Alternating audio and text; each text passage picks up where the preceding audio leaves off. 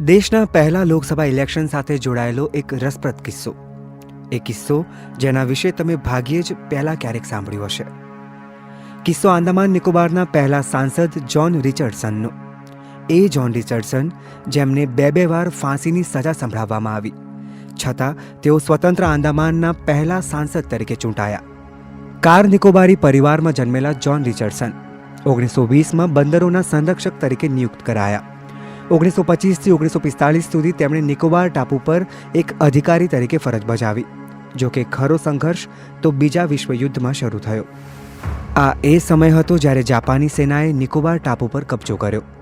પહેલાં તો રિચર્ડસનને નિકોબારના વડા બનાવવામાં આવ્યા. થોડા સમય પછી જ્યારે રિચર્ડસને આદેશ માનવાની ના પાડી તો જાપાની સેનાએ તેમને જેલ ભેગા કરી નાખ્યા. જાપાની સૈનિકોએ ક્રૂરતાની હદ વટાવવામાં કંઈ જ બાકી ના રાખ્યું. તેમણે રિચર્ડસનના બંને દીકરાઓની હત્યા કરી નાખી અને રિચર્ડસનને એક નહીં પણ 2 વાર ફાંસીની સજા સંભળાવી. હવે તમને એમ થશે કે આ કપરી પરિસ્થિતિમાંથી રિચર્ડસન બચ્યા કેવી રીતે? જ્યારે પહેલીવાર ફાંસીનો આદેશ અપાયો ત્યારે નિકોબારવાસીઓએ વિદ્રોહની ધમકી ઉચ્ચારી.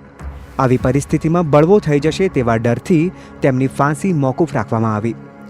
જ્યારે ફરીથી મૃત્યુદંડની સજા મળી ત્યારે તેમને ફાંસી અપાય તે પહેલાં જ વિશ્વયુદ્ધ સમાપ્ત થઈ ગયું. વિશ્વયુદ્ધ સમાપ્ત થયા પછી જાપાની સેનાએ આંદામાનમાંથી પીછેહટ કરી તો બીજી તરફ અંગ્રેજોએ પણ ભારત છોડ્યું. હવે દેશ આઝાદ હતો. વર્ષ 1950માં બંધારણના અમલ પછી દેશમાં પહેલું લોકસભા ઇલેક્શન થયું અને રાષ્ટ્રપતિ રાજેન્દ્ર પ્રસાદે જ્હોન રિચર્ડસનને આંદામાન અને નિકોબાર ટાપુના સાંસદ તરીકે નિયુક્ત કર્યા. 1950થી 1977 સુધી જ્હોન રિચર્ડસન આંદામાન અને નિકોબાર ટાપુના બિશપના પદ પર રહ્યા. વર્ષ 1975માં ભારત સરકારે તેમને પદ્મ વિભૂષણથી નવાજ્યા. જો કે 3 જૂન 1978માં તેમણે આ દુનિયાને હંમેશા માટે અલવિદા કહી દીધું.